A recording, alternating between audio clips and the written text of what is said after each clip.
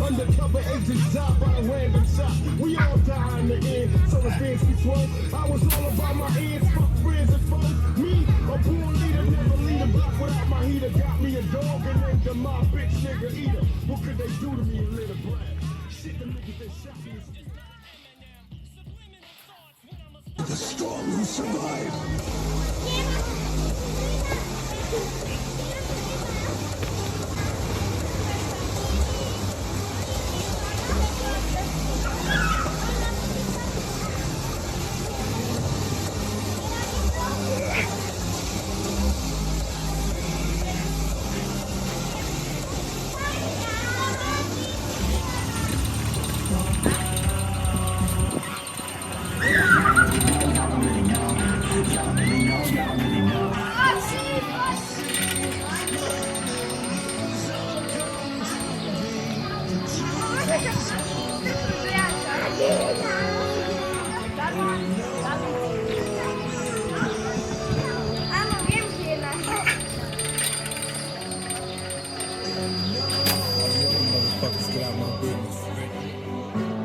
I hear the doctor standing over me, screaming, I can make it. Got a body full of bullet holes, laying here naked till I can't breathe. Something's evil in my IV, cause every time I breathe, I think they're killing me. I'm having nightmares, homicidal fantasies. I wake up strangling, dangling my bed sheets. I call it hurts cause it hurts to reminisce. How did it come to this? I wish they didn't miss. Somebody help me, tell me where to go from here. Cause even drugs fine, but you the Lord care. Try to remember but it hurts. So walking through the cemetery, down to the earth. I'd rather die like a man than live like a coward. There's a ghetto.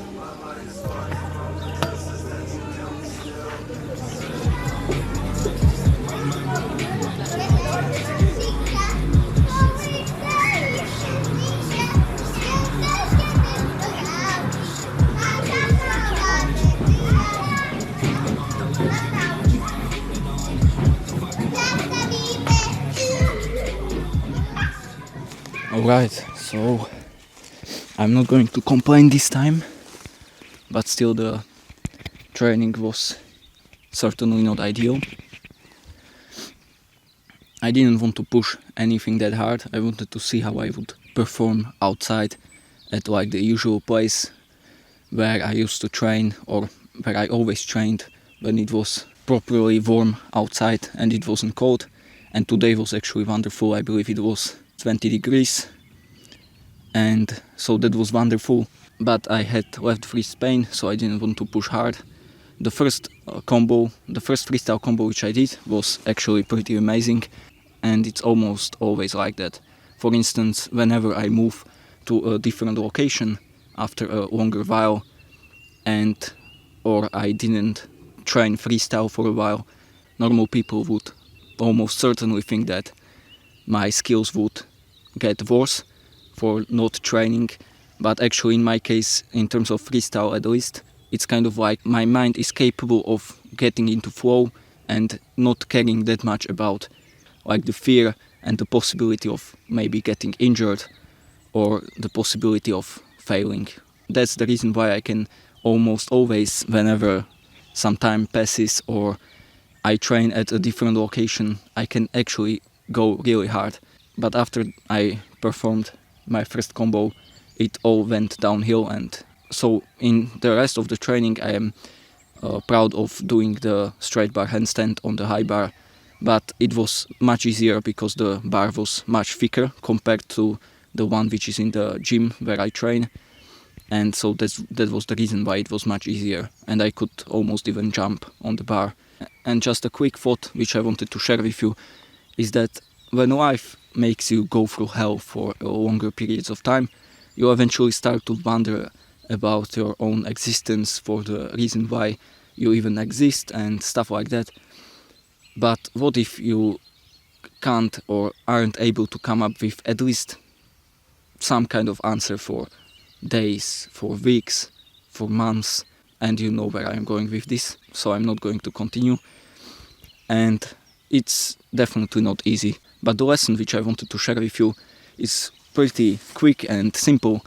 I started reading a book, Hard Times Create Strong Men, and there was a quote, I'm not sure who said it, but it was basically something like, you can't tell somebody the truth unless they seek it, or something like that. Or people won't be able to comprehend or accept the truth unless they are actually seeking it. And it's so true that I don't even know what else to say. And it's that whenever you know something and you know certainly that it's the truth, you can't just go and start talking about it to your friends, to other people, and try to make them understand, try to change their belief systems or their outlooks. And I'm not talking about it from that perspective that people just won't change their beliefs that easily, but more so in a way that sometimes if people don't seek the truth, they won't listen. So whenever you say something that's true, it will go from the left ear out from the right one. And there isn't really much you can do, because whenever you learn something like plastics and microplastics are very dangerous and stuff like that, or maybe you started to wonder what those lines in the sky are, and that planes in the past didn't leave those kind of marks, and you found out that it's actually completely different compared to the usual lines which planes used to leave in the past, and you know that they are called chemtrails. You can't just go and talk about it with anyone, because if they don't seek the truth, they will either ignore you completely or they will start hating you. And most of the time, if those topics are somewhat controversial but they are the truth, people will call you a conspirator, because it's the word which the society and the government has taught us, so that people wouldn't have the critical thinking, as well as they wouldn't judge their own thoughts, their own beliefs. And whenever somebody would challenge their beliefs or thoughts, or challenge something that the governments give you or give us, they will call you a conspirator and hate you for that. And that's like an easy solution for the government, so I can't blame them for that. But it's just something quick I wanted to share with you. It's not really related to calisthenics or training or anything like that, but I believe it's something that you can think about. So just to summarize, don't go and talk to anyone about topics that you know certainly are the truth, then of course we can like talk about whether it's actually the truth, like in general. But if you are pretty certain that it's the truth, then still you can't just go and talk about it. People won't accept it, and you can get into trouble for that. And that's it for the lesson.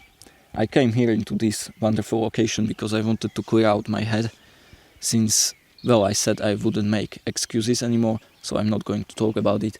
But I just wanted to clear my head, get in the fresh air and read the book which I mentioned, which is called Hard Times Create Strong Men, and just challenge my own thoughts, challenge my own beliefs. It's something you should always do.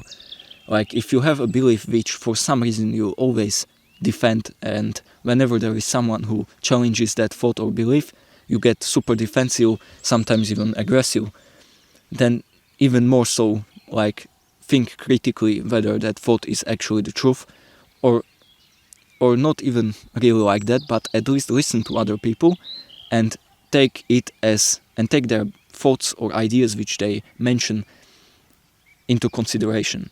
Like, always try to compare your thoughts, with their beliefs, because you never know if the belief which you held, the battery died, but just to finish off, you never know if the belief you held so dearly, or which was so precious to you for so long, if it was like, what if it's wrong? What if it was wrong all along? And that's what I wanted to leave you with in this video.